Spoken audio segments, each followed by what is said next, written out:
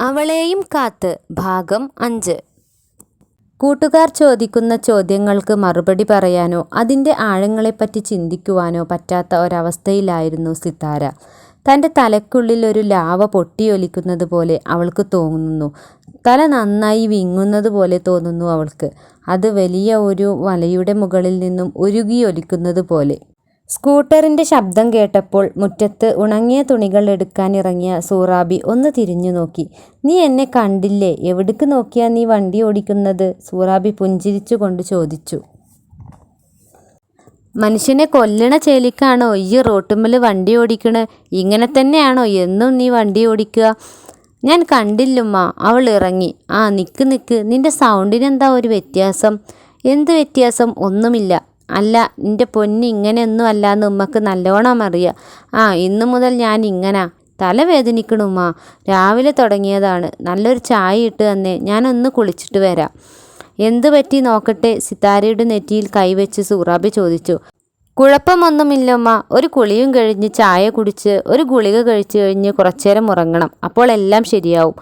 "ഉമ്മ ഇപ്പം കൊണ്ടുവരാട്ടോ." സൂറാബി അടുക്കളയിലേക്ക് ഓടി. സിത്താര കുളി കഴിഞ്ഞെത്തിയപ്പോഴേക്കും ആവി പറക്കുന്ന ചുടു കാപ്പിയുമായി സൂറാബി എത്തി. "ഇതും കുടിച്ചുകൊണ്ട് ഒരു ഗുളികയും കഴിച്ച് നീ ഒന്ന് കിടന്നോ. അപ്പോഴേക്കും തലവേദനയെല്ലാം പമ്പ കടക്കും." സൂറാബി പറഞ്ഞുകൊണ്ടേയിരുന്നു. "ബാം എവിടെയാണുമ്മ? അതൊന്ന് പുരട്ടി നോക്കാം." "അത് ആ സെറ്റിയുടെ അവിടെ തന്നെയുണ്ട്. നേരെ ഒന്ന് നോക്ക് നീ." അവൾ ചായ കുടിച്ച് ബാമും കയ്യിൽ പിടിച്ച് റൂമിലേക്ക് പോയി. റൂമിലെത്തിയപ്പോൾ തനിക്ക് എന്താണ് പറ്റിയതെന്ന് അവൾ ആലോചിച്ചു. അവൾ മെല്ലെ കണ്ണടച്ചു.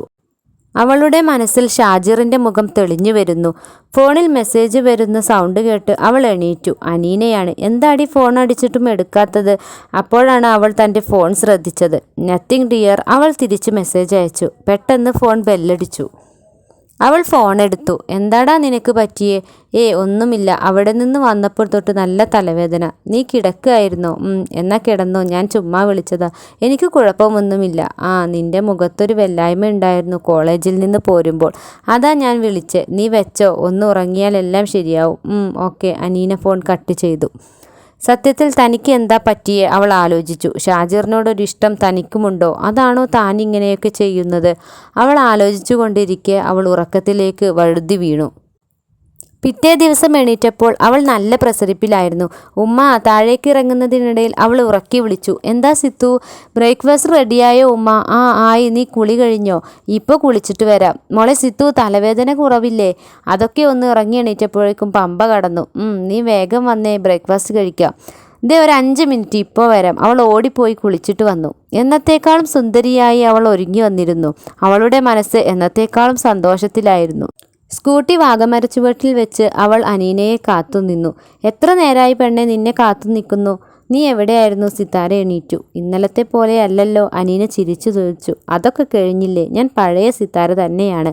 ആരൊക്കെ എന്തൊക്കെ പറഞ്ഞാലും ഞാൻ ഒന്നിലും പതറില്ല." ഓരോന്ന് പറഞ്ഞുകൊണ്ട് അവർ കോണിപ്പടി കയറി മുകളിലേക്ക് പോയി. പോകുന്നതിനിടയിൽ അവൾ ഷാജിറിൻ്റെ ക്ലാസ്സിലേക്ക് ഒന്ന് പാളി നോക്കി.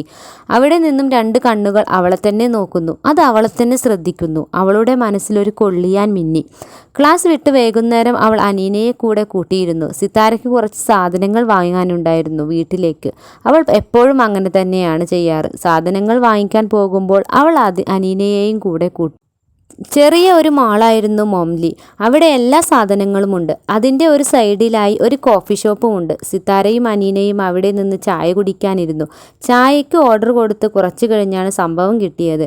"നിന്റെ സൂഫി വിദ്വാൻ വീട്ടിൽ വരാറുണ്ടോ ഇപ്പോൾ?" സിത്താര ചോദിച്ചു. "എന്തേ ഇപ്പം ഇങ്ങനെ ഒരു ചോദ്യം?" അനീന. ഒന്നുമില്ല, ചുമ്മാ ചോദിച്ചതാ." അവൾ ചായ മൊത്തിക്കുടിക്കുന്നതിനിടയിൽ പറഞ്ഞു. "ഡി അങ്ങോട്ട് നോക്കിയേ, ഷാജിറല്ലേ ആ വരുന്നത്?"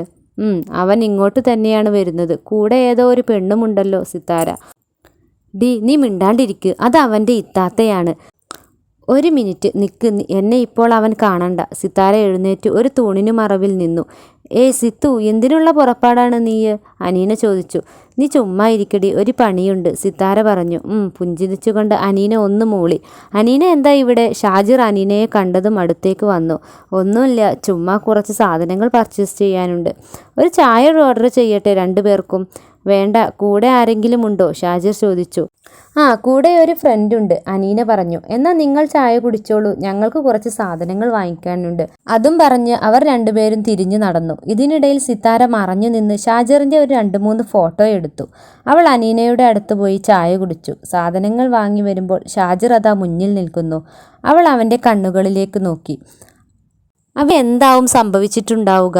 അറിയാനായി അടുത്ത എപ്പിസോഡിനായി കാത്തു നിൽക്കൂ. നിങ്ങളുടെ വിലയേറിയ അഭിപ്രായങ്ങൾ കമൻറ്റ് ബോക്സിൽ അറിയിക്കുകയും ചെയ്യണേ.